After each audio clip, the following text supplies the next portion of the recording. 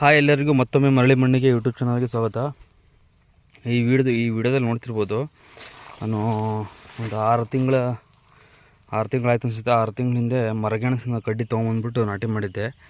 ಒಂದು 30 ಕಡ್ಡಿ ತರಿಸಿದ್ದೆ ನಾನು. ತರಿಸ್ಬಿಟ್ಟು ನಾಟಿ ಮಾಡಿರೋಂಥ ಕಡ್ಡಿ ಇದೊಂದೇ ಕಡ್ಡಿ ಐತಲ್ಲ, ಇದೇ ಮೇನ್ ಕಡ್ಡಿ. ಇದನ್ನು ತರಿಸಿ ನಾಟಿ ಮಾಡಿದ್ದು. ಜೀವ ವೈವಿಧ್ಯತೆ ಇರಲಿ, ಒಟ್ಟಿನಲ್ಲಿ ಡಿಫ್ರೆಂಟ್ ಪ್ಲ್ಯಾಂಟ್ಸ್ ಎಲ್ಲ ಹಾಕೋಬೇಕು ನಮ್ಮ ತೋಟಕ್ಕೆ ಅಂತ ಹೇಳ್ಬಿಟ್ಟು ಹಾಕ್ಕೊಂಡಿರೋದು.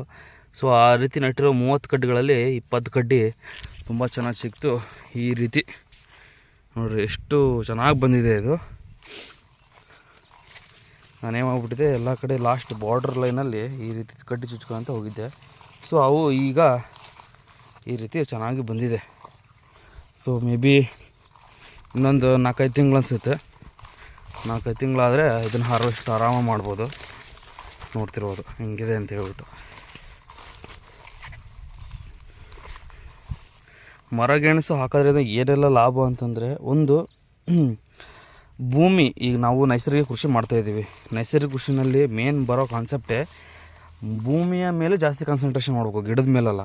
ಸೊ ನಾವು ಭೂಮಿ ಎಷ್ಟು ಹಗುರವಾಗಿ ಇಟ್ಕೊತೀವೋ, ಎಷ್ಟು ಸಡಿಲವಾಗಿರುತ್ತೋ, ನಮ್ಮ ಬೆಳೆಗಳು ಸಹಿತ ಅಷ್ಟೇ ರೀತಿ ಚೆನ್ನಾಗಿ ಬರುತ್ತೆ. ಯಾಕಂದರೆ ಅದಕ್ಕೆ ಈ ಬೇರು ಬಿಡೋಕ್ಕೋಸ್ಕರ ಮತ್ತು ಗಾಳಿ ಆಡೋಕ್ಕೆ ಭೂಮಿ ಸಡಿಲವಾಗಿರ್ಬೇಕು. ಭೂಮಿ ಸಡಿಲವಾಗಿತ್ತು ಅಂದರೆ ನೋಡ್ರಿ, ಇಲ್ಲಿ ಮರಗೆಣಸು ಹಾಕಿರೋದಕ್ಕೆ ಈ ಥರ ಮಣ್ಣು ಸೀಳ್ಬಿಟ್ಟಿದೆ. ಮಣ್ಣು ಏನಕ್ಕೆ ಸೀಳ್ಬಿಟ್ಟಿದೆ ಅಂತಂದರೆ ಒಳಗಡೆ ಗೆಣಸು ಬೆಳೀತಾ ಇದೆ ಇವಾಗ, ಓಕೆನಾ. ಸೊ ಒಳಗಡೆ ಗೆಣಸು ಬೆಳೀತಾ ಇರೋದಕ್ಕೆ ಈ ರೀತಿ ಮಣ್ಣು ಲೂಸ್ ಆಗುತ್ತೆ. ಆ ಲೂಸ್ ಆಗೋದು ಅಲ್ಲದೆ ಇದು ಎಷ್ಟಪ್ಪ ಅಂದರೆ ಒಂದು 8ರಿಂದ 9 ತಿಂಗಳು ಬೆಳೆ ಇದು. ಇನ್ನೊಂದು ಸ್ವಲ್ಪ ದೊಡ್ಡದಾಯಿತು ಅಂತಂದ್ರೆ ನಾವು ಹಾರ್ವೆಸ್ಟ್ ಮಾಡ್ಬೋದು. ನೋಡ್ತಿರ್ಬೋದು ಯಾವ ರೀತಿ ಹಿಂಗೆ ಹಾಕೋಂತ ಹೋಗ್ಬಿಟ್ಟು ನಾನು ಒಂದು ಲೈನ್, ಇದು ನಮ್ಮದು ಬಾರ್ಡ್ರಿಂದ ಈ ಕಡೆ ಹಾಕೋಂತ ಹೋಗಿದ್ದೀನಿ. ಭೂಮಿ ಸಡ್ಲಾಕೋದು ಅಷ್ಟೇ ಅಲ್ಲದೆ ಇಲ್ಲಿರುವ ನಮ್ಮ ಭೂಮಿನಲ್ಲಿರುವ ಜೀವಾಣುಗಳಿಗೆ ಇದು ಒಂಥರ ಆಹಾರವಾಗಿ ಇರುತ್ತೆ. ಅದಲ್ಲದೆ ನಾವು ಹಾರ್ವೆಸ್ಟ್ ಮಾಡಿದಾಗ ಒಂದು ಗಿಡದಿಂದ ಸರಾಸರಿ 5ರಿಂದ 10 kg ನಾವು ಒಂದೇ ಗಿಡದಿಂದ ಗೆಣಸನ್ನ ಪಡಿಬೋದು. ಒಂದು ಸರಿ ನಾವು ಈ ಮರಗೆಣಸನ್ನ ಪಡೆದು ಆದಮೇಲೆ ಏನು ಮಾಡ್ಬೋದು ಅಂತಂದರೆ, ಈ ಸ್ಟೆಮ್ ಇದೆಯಲ್ಲ, ಇದೇನು ಕಾಂಡ ಇದೆಯಲ್ಲ, ಇದನ್ನೇ ಒಂದು ಫೂಟ್ ಒಂದು ಫೂಟ್ನ ಅಷ್ಟು ಕಟ್ ಮಾಡ್ಕೊಳ್ಳೋದು, ಬೇರೆ ಕಡೆ ಚುಚ್ಚೋದು. ಇದು ಅಷ್ಟೇ ನೋಡ್ತಿರ್ಬೋದು. ಇದು ನಾನು ಚುಚ್ಚಿ ಮಿಡ್ಲೇನು ಬಂದಿದೆಯಲ್ಲ, ಇದೊಂದೇ ನಾನು 1 ಫೂಟಿನ ಕಡ್ಡಿ ತರಿಸಿ ಚುಚ್ಚಿದ್ದು. ಅದು ಇವಾಗ ಇಷ್ಟೆಲ್ಲ ಆಗಿದೆ. ಮಣ್ಣು ಯಾವ ರೀತಿ ಸಡ್ಲಾಗ್ತಿದೆ ನೋಡ್ರಿ, ಇಲ್ಲಿ ಹೆಂಗೆ ಸೀಳ್ಬಿಟ್ಟಿದೆ ನೋಡ್ರಿ ಮಣ್ಣು. ಹಿಂಗೆ ಈ ರೀತಿ ಹಿಂಗೆ ಸೀಳ್ಬಿಡುತ್ತೆ. ಹಿಂಗೆ ಗೆರೆ ಬಂದಿದೆಯಲ್ಲ, ಒಳಗಡೆ ಗೆಣಸು ಬೆಳೀತಾ ಇರುತ್ತೆ. ಗೆಣಸು ಬೆಳೆದಂಗೆಲ್ಲ ಮಣ್ಣು ಸಡ್ಲಾಕಂದು ನಮಗೆ ಇದು ಭೂಮಿನ ಫಲವತ್ತತೆಗೆ ಹೆಲ್ಪ್ ಮಾಡುತ್ತೆ. ಹಂಗೆ ಜೀವಾಣುಗಳಿಗೆ ಆಹಾರವಾಗಿ ಕೊಡುತ್ತೆ. ಅದಲ್ಲದೆ ನಮಗೆ ಇದರಿಂದ ಸಾಕಷ್ಟು ಗೆಣಸು ಸಿಗೋದ್ರಿಂದ ನಾವು ಇದನ್ನು ಗೆಣಸನ್ನ ಕಿತ್ಕೊಂಡು ಹಸಿ ಗೆಣಸನ್ನ ಬೇಯಿಸ್ಕೊಂಡು ಅವರು ತಿನ್ಬೋದು. ಇಲ್ಲ ಚಿಪ್ಸ್ ಮಾಡ್ಕೊಂಡು ಇಟ್ಕೊಂಡ್ರೆ ವರ್ಷ ಪೂರ್ತಿ ನಮಗೆ ಮರಗೆಣಸಿನ ಚಿಪ್ಸ್ ತಿನ್ನೋಕ್ಕೆ ಸಿಗುತ್ತೆ. ಯಾಕಂದರೆ ನೀವು ಅಂಗಡಿನಲ್ಲಿ ಹೋಗ್ಬಿಟ್ಟು ಮರಗೆಣಸಿನ ಚಿಪ್ಸ್ ಕೇಳ್ರಿ, 150 ರೂಪಾಯಿ 1/4 kg, 150 ರೂಪಾಯಿಗೆ 250 ಗ್ರಾಮ್ ಕೊಡ್ತಾರೆ ಅವರು. ಎಷ್ಟು ಕಾಸ್ಟ್ಲಿ ಅನಿಸುತ್ತೆ. ಬಟ್ ಈಗ ನಮ್ಮ ತೋಟದಲ್ಲಿ ಬರೀ ಒಂದು ಕಡ್ಡಿ ತಂದು 5 ರೂಪಾಯಿಗೆ ಒಂದು ಕಡ್ಡಿಯಪ್ಪ, 5 ರೂಪಾಯಿಗೆ ಒಂದು ಕಡ್ಡಿ ನಾನು ಚುಚ್ಚಿರೋದು. ಇವಾಗ ನೋಡಿರಿ, ಇಷ್ಟು ಚೆನ್ನಾಗಿ ಬರುತ್ತೆ ಅಂತ ಹೇಳ್ಬಿಟ್ಟು ನಾನು ಎಕ್ಸ್ಪೆಕ್ಟೇ ಮಾಡಿರಲಿಲ್ಲ. ಯಾವ ರೀತಿ ಬಂದಿದೆ ನೋಡಿರಿ. ಎಲ್ಲ ಕಡೆ ನಾನೇನು 30 ಕಡ್ಡಿ ತಂದು ಚುಚ್ಚಿದೆ, 30ರಲ್ಲಿ 20 ಕಡ್ಡಿ ಎಲ್ಲವೂ ಬೆಳೆದಿದ್ದಾವೆ. ಈ ರೀತಿ ನಾವು ಬೇರೆ ಜಾತಿಯ ಗಿಡಗಳನ್ನು ಹಾಕಂತ ಹೋಗ್ಬೇಕು ತೋಟದಲ್ಲಿ. ಇದು ನೋಡ್ತಿರ್ಬೋದು, ಇದು ನಾಟಿ ಅರಿಶಿಣ ಅಂತ ಕರೀತಾರಲ್ಲ, ಇದನ್ನು ತಂದು ಪಾಪ ಯಾರೋ ಅವ್ರ ಮನೆಯಲ್ಲೇ ಇಟ್ಕೊಂಡಿದ್ದೆ. ನಾನು ತೊಗೊಂಬಂದ್ಬಿಟ್ಟು ಒಂದು ಗಡ್ಡೆ ಹಾಕಿದ್ದೆ ಅಷ್ಟೇ. ಸೊ ಇದು ನಾಟಿ ಅರಿಶಿಣ. ಇಲ್ಲೊಂದು ಹಾಕಿದ್ದೆ, ಇಲ್ಲೊಂದು ಬೆಳೆದಿದೆ ನೋಡ್ತಿರ್ಬೋದು.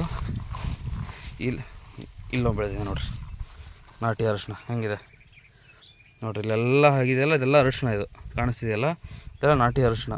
ಮತ್ತು ಇದೇನು ಮಾಡ್ತೀನಿ, ಇದು ಒಂದು ಸರಿ ಇದು ಬೆಳೆದು ಇದು ಯಾವಾಗ ಹಸಿರೋದು ಒಣಗ್ತಾ ಹಳದಿ ಹಾಕೊಂತ ಬರುತ್ತೆ, ಆವಾಗ ಇದು ಗಿಡದ ಆಯಸ್ಸು ಮುಗಿತೈತೆ. ಅವಾಗ ಏನು ಮಾಡ್ತೀನಿ, ಅದೇ ಗಡ್ಡೆ ತೊಗೊಂಡು ಮನೆಗೆ ಎಷ್ಟು ಬೇಕೋ ಅಷ್ಟು ತೊಗೊಂಡು ಮತ್ತು ಬೇರೆ ಕಡೆ ಎಲ್ಲ ಹಾಕೊಂತ ಬಂದುಬಿಡ್ತೀನಿ ನಾನು.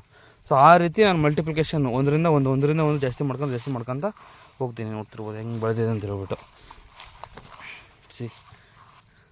ಈ ಥರ ಇರುತ್ತೆ. ಕಳೆ ನೋಡ್ಬಿಟ್ಟು ಯಾವತ್ತೂ ಗಾಬರಿ ಆಗ್ಬಿಡ್ರಿ. ಕಳೆಗಳಿಂದನೇ ನಮಗೆ ಗೊಬ್ಬರ ಸಿಗೋದು. ನೋಡಿರಿ ಮರಗೆಣಸು ಹಿಂಗೆ ಬಂದಿದೆ ಅಂತ ಹೇಳ್ಬಿಟ್ಟು. ಅದನ್ನು ಈ ವಿಡಿಯೋದಲ್ಲಿ ನಿಮ್ಗೆಲ್ಲರಿಗೂ ತೋರಿಸ್ಬೇಕಾಗಿತ್ತು. ಅದೇ ಹೇಳಿದ್ಮೇಲೆ ಹಚ್ಚಬೇಕು ಅಂದಾಗ ಏನಿಲ್ಲ, ನೀವು ಈ ರೀತಿ ಕಡ್ಡಿಗಳನ್ನು ತರಿಸ್ಕೊಳ್ರಿ. ನಿಮ್ಮ ಊರಿನ ಹತ್ರ ಯಾರು ಬೆಳೆದ್ರೆ ಅವ್ರ ಹತ್ರನಾರ ತರಿಸ್ಕೊಳ್ರಿ. ಇಲ್ಲ ಅಂತಂದರೆ ನಾನೊಂದು ಕಾಂಟ್ಯಾಕ್ಟ್ ನಂಬರ್ ಡಿಸ್ಕ್ರಿಪ್ಷನ್ ಹಾಕ್ತೀನಿ. ಅವ್ರು ಯೂಶ್ವಲಿ ಪ್ರತಿ ವರ್ಷವೂ ಸೇಲ್ ಮಾಡ್ತಾರೆ. ಅವ್ರ ಹತ್ರನೂ ಸಹಿತ ತರಿಸ್ಕೊಡ್ರಿ ನೀವು. ನಾನು ಬೆಂಗಳೂರಿನ ತರಿಸ್ಕೊಂಡಿದ್ದು ಶೋಭಾ ಮೇಡಮ್ ಅಂತ. ಅವರು ಮರಳಿ ಭೂ ಮಡಿಲಿಗೆ ಅಂತ ಹೇಳ್ಬಿಟ್ಟು ಅವ್ರದ್ದೊಂದು ಚಾನಲ್ ಇದೆ, ಅವ್ರ ಕಡೆನೇ ನಾನು ತರಿಸಿದ್ದು. ಅವ್ರು ಕೊಟ್ಟಿದ್ದಕ್ಕೆ ನನಗೆ ಇಷ್ಟು ಹೆಲ್ಪ್ ಆಯಿತು. ಸೊ ಈ ರೀತಿ ಬೆಳ್ಕೊಂಡಿದೆ. ಮುಂದೆ ನಾನು ಸಹಿತ ಬೆಳೆದ ಮೇಲೆ ಇದನ್ನೆಲ್ಲ ನಮ್ಮ ತೋಟದ ಎಲ್ಲೆಲ್ಲಿ ಇನ್ನೂ ಎಲ್ಲೆಲ್ಲಿ ಸಾಧ್ಯವಿದೆಯೋ ಎಲ್ಲ ಕಡೆಯೂ ಸಹಿತ ಇದನ್ನ ಹಾಕ್ಕೊಂಡು ಮಲ್ಟಿಪ್ಲೈ ಮಾಡ್ಕೊತೀನಿ. ಓಕೆನಾ. ಸೊ ತೋಟ ಅಂದರೆ ಎಲ್ಲವೂ ಇರಬೇಕು. ಬರೀ ಒಂದು ಅಡಿಕೆ ಹಚ್ಚಿದೆ, ಬರೀ ತೆಂಗು ಹಚ್ಚಿದೆ ಅವಲ್ಲ. ಪ್ರತಿಯೊಂದು ಮನೆಗೆ ಬೇಕಾಗಿರುವಂಥ ಪ್ರತಿ ಬೆಳೆನೂ ಸಹಿತ ತೋಟದಲ್ಲಿ ಇರಲೇಬೇಕು. ಆವಾಗಲೇ ಅದಕ್ಕೆ ತೋಟ ಅಂತ ಕರೆಯೋದು. ಓಕೆನಾ.